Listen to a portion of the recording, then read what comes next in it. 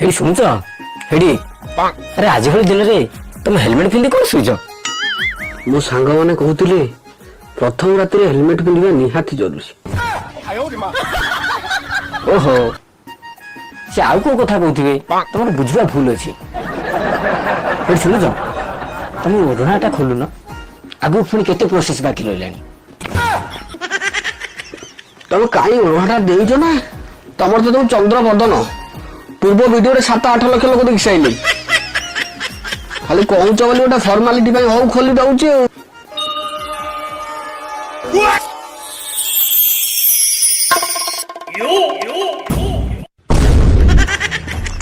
हे भगवान नहीं नहीं हे भगवान आज भली दिन में भी पान किलो चढ़ी दीच।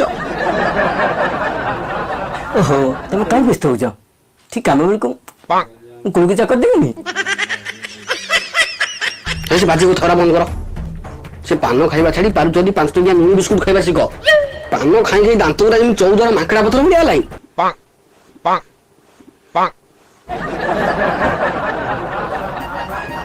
ओहो कहीं लगुच कहला निया ए क्षीरटा पी दे दूध पी सकाळू दूध पी खरा बेले दूध पी कौन रे बाजस्ती लगुड़ा की ये क्षीरटा की ग्लास रे पूरी आंती ये कड़ई भर्ती कर किए आने ये कौन तुम एका पीओ ना कौन मु अधा पी तुम अधा पीओ भाई ओहो तुम एका क्षीर पीदेव कबाड़ी मैचटा वन साइड होनी तुम अधा पीब मु अधा पीबी तेबे जाई सिना परफॉर्मेंसटा बैलेंस रहिबो। हेलमेट पिंधुथिबा धन मोर हेलमेट पिंधुथिबा हेलमेट पिंधुथिबा धन मोर हेलमेट पिंधुथिबा ऐसे बाजी को थोड़ा बंद करो तुम भाया स्त्री लोक मु जगत में देखनी ये चतुर्थ दिन साड़ी न पिंधे नाइट भी पिंधे अरे धन मु तुम सुविधा ही पिंधि ऐसे बाजी को थोड़ा बंद करो मु तुम सुविधा को प्रत्याख्यान करुच्ची चुपचाप सही पड़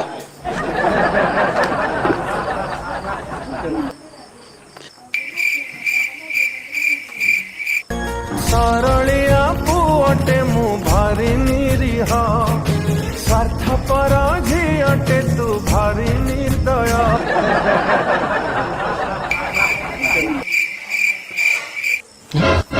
आहुरी केते कौन काम बाकी रही ये तो शोया कौन बोलाई हेडिबा सुबुची हे आज सकाଳେ ମୁଁ ଚୁଙ୍ଗୁଡି ଘାଣ୍ଟ ଟିକେ ଖାଇ ଦେଇଥିଲି ମୋ ତଳି ପଟ ଦରଜ କରୁଛି ତମେ ଗଲ ମୁଁ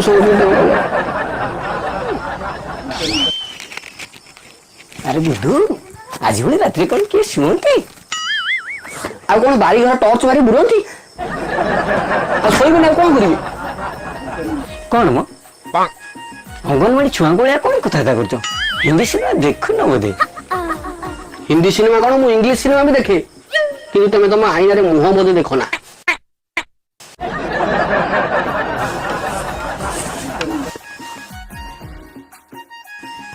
किछि न करे झाड़ ना कौन है सारा कौन प्रथम थर चतुर्थी कर कौन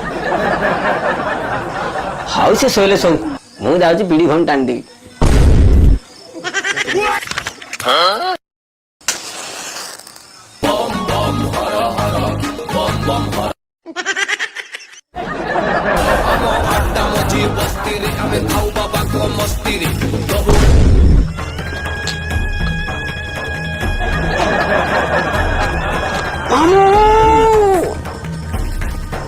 मामू किसी काटला होते मामू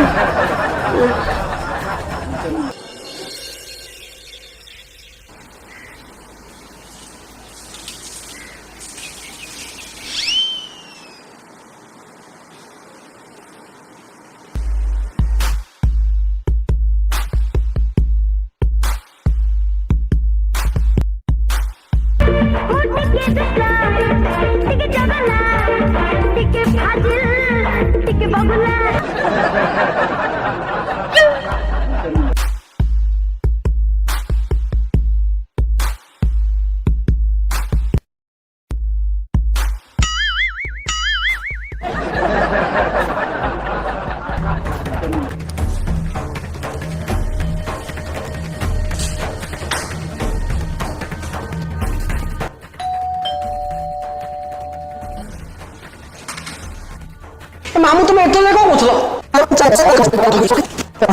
ଓହୋ ଭଣଜା ଦେଖୁଛୁ ବେଳ କାଳ ଭଲ ନାହିଁ। ଏତେ ଦିନ ପରେ ବର୍ଷା ଟିକେ ହେଇଥିଲା, ବିଲରେ ତଳି ଫଳି ରୁଆ ରୁଇ କଣ କରିଥାନ୍ତି। ତମ ସ୍ୱାମୀ ସ୍ତ୍ରୀ ଦି ଜଣ ପାଟିମୁଣ୍ଡ, ମତେ ତା ଭିତରେ କାହିଁ ପୁରୀ ହଇରାଣ କରୁଛ କହିଲ? ରାତି ଅଧିଆ ଫୋନ କରି ମତେ ରାତିରେ ଟିକେ ଶାନ୍ତିରେ ଶୁଆଇ ଦେଇନୁ। ତମକୁ କହିବିନି ତ ମାମୁଁ ଆଉ କାହାକୁ କହିବି? ତମତେ ଆମ୍ବ ଗଛ ଦେଖି ଦୁବ ଗଛ ମୁଁ ଚଢେଇ ଦେଇଛ, ମୁଁ ଅଗନରେ ବଇଛି। ମାମୁଁ ଏ କୋଉ ଭଳିଆ ଝିଅ ଆଣି ମୋ ବେକରେ ଛନ୍ଦିଲ? ଇଏ ଝିଅ ନା ପୁତନା ହିଡେ ମାର ଗୋଟେ ରିମିକ୍ସ ଆଇଟମ? ଆଚ୍ଛା ହଉ ହେଲା, ତୁ ତ ଜାଣିଛୁ ତୋ ମାମୁଁ ଖଣ୍ଡମଣ୍ଡଳ ଜଣେ ପୁରା ସାଧାରଣ ଭଦ୍ରଲୋକ। କଣ ହେଇଛି ଭଲ ମନ୍ଦ ବୁଝା ବୁଝା କରିବା। ତା ବାପା ଭାଇକି ମୁଁ ଖବର ଦେଇଛି, ସେ ଆସି ପହଞ୍ଚିବା ମଜା ହେବେଣି। ଆଉ ଆମ ବୋହୂ କଣ କରୁଛି କି? ତମ ବୋହୂର କଣ ମୁଣ୍ଡକୁ ଉଠିଛି? ସକାଳୁ ଉଠି ଡ୍ରଇଂ କରୁଛି।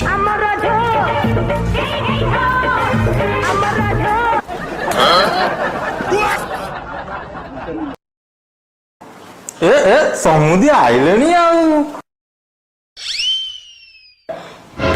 ଓହୋ ଭଣଜା ଟିକେ କାଠେଇ ଯା।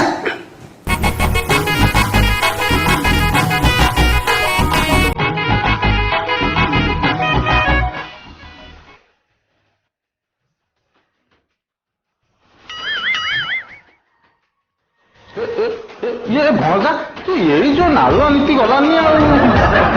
ହଁ ଆସ ସମୁଦି ଆସ, ବସ ବସ ଆସ। ଆରେ ମୋ ପୁଅ କୋଉଠି ବସିବ? ନା ନା ମୁଁ ଠିଆ ହେଇଛି, କିଛି ଅସୁବିଧା ନାହିଁ। ମାମୁଁ ମାମୁଁ ଇଏ ମା ଏଇ ଝିଅଟା କିଏ? ରହ ମୁଁ ପଚାରୁଛି। ଆଉ ସମୁଦି ଏ ଝିଅଟା କିଏ? ଇଏ ବା ମୋର ସାନ ଝିଅ। ଶଳା ଘରେ ତାର ପାଚିଲା ଅମୃତଭଣ୍ଡା ଖାଉଥାଉ ମତେ ପଚା ବାଇଗଣ ଧରେଇ ଦେଇଛି।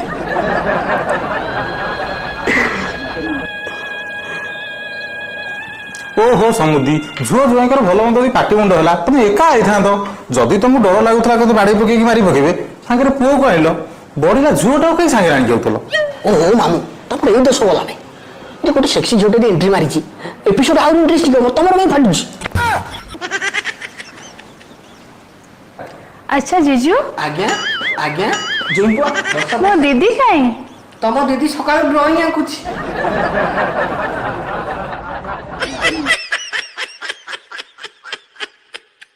ଇଲୋ ମା ତୋ କଳାକୃତି ସେତିକି ଥାଉ, ତୋ ବୋପା ଭାଇ ଆଇଲେଣି ଆ।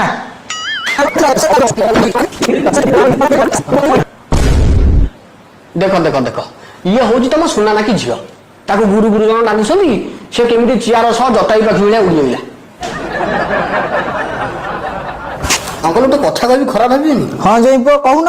ଆପଣ ଯଦି ଫ୍ରି ଟାଇମ ମିଳୁଥିଲା କଦଳୀ ଚାଷ କଲେ ନାହିଁ, ଏମିତି ଛେଳି ନୂଆ ଝିଅ କାହିଁ ଜନ୍ମ କରୁଥିଲେ?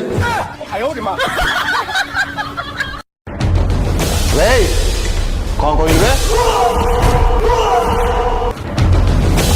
ରାକା ଏବେ ସାଙ୍ଗେ ସାଙ୍ଗେ 15-20 ଟଙ୍କା ଆଣି ପହଞ୍ଚ, ବିଲରେ ପାଣି ହେଇଗଲାଣି, ତଳି ରୁଆ ହବ। ଓହୋ ପିଲା ତୁମେ ସେମିତି କାହିଁ ମରା ଧରା ହଉଛ? କଣ ହେଇଛି ବୁଝିବା, ରହିଥାଅ ବସ। ହ୍ୟାଲୋ ମା, ଯଦି ତୁ ବିଡ଼ିଟା ଟାଣିଲୁ ଖଟ ତଳକୁ ଧୂଆଁଟା ଛାଡ଼ି ଦେଇଥାନ୍ତୁ। ବାରିପଟ ଝରକାକୁ ଧୂଆଁଟା ଛାଡ଼ି ଦେଇଥାନ୍ତୁ। ସ୍ୱାମୀଟା ମୁହଁ କେମିତି ଧୂଆଁଟା ଛାଡୁଥିଲୁ? ମୁଁ ଅଣଜା ମୁହଁ ଦେଖୁଛୁ କଳା ପଡ଼ିଗଲା ଫାଳେ।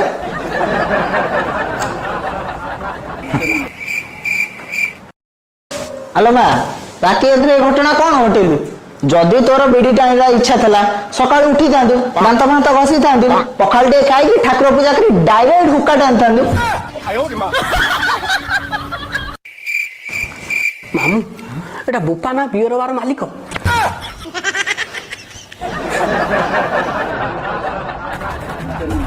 ଏଇ ଦେଖୁନ ଦେଖୁନ ଦେଖୁନ ଏଠି ଗୋଟେ ଗୁରୁ ଗୁରୁଜନ ବସି କଥାବାର୍ତ୍ତା ହୁଅନ୍ତି। ସେ ଦେଖୁନ ଛେଳି ବଗୁଲା ପତ୍ର ଚବିଲା ଭଳିଆ କିନ୍ତୁ ପାନ ଚବିଲି ଚାଲିଛି।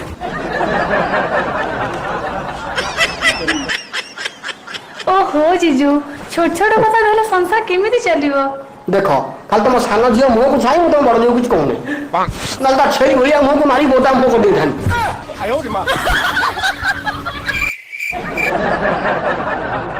ଆବେ ଏଇ କଣ କହିଲୁ? ଏବେ ରାକା ଏବେ 15ଟା ଟଙ୍କା ଆଣି ଜଲ୍ଦି ପହଞ୍ଚ, ବିଲକୁ ଯିବେ, ତଳି ରୁଆ ହବ।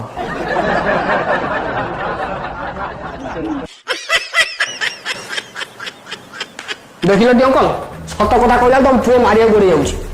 ତମ ଝିଅକୁ ଏଇ ସଂସ୍କାର ଦେଇଛ?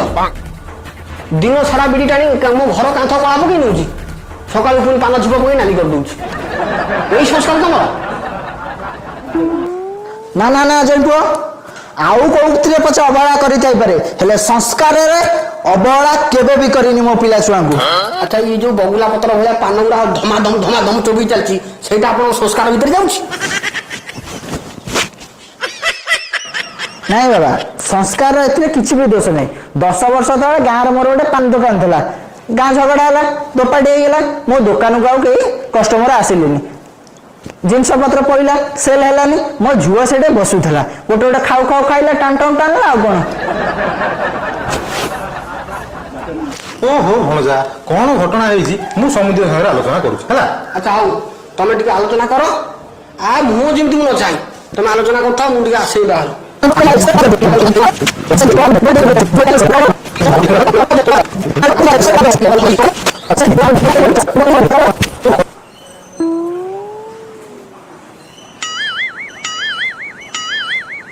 ଓହୋ ଜଇଁ ପୁଅ ତମେ ଏପଟେ ବସିଥିଲ। ଗୋଟେ ଭଣ ଦେଇଛି ସମ୍ଭାଳି ପାରୁନୁ ଆଉ ଗୋଟେ ଭଣ ଉପରେ କିଏ କହୁଛୁ? ଆରେ ରାଙ୍ଗା ପିଲା ଏବେ ସାଙ୍ଗେ ସାଙ୍ଗେ 15ଟା ଟଙ୍କା ଆଣି ସାଙ୍ଗେ ସାଙ୍ଗେ ମୋ ଘରେ ପହଞ୍ଚ। ମୋ ଶଳା ବିଲରେ ପାଣି ହେଇଗଲାଣି ତଳି ରୁଆ ହବ।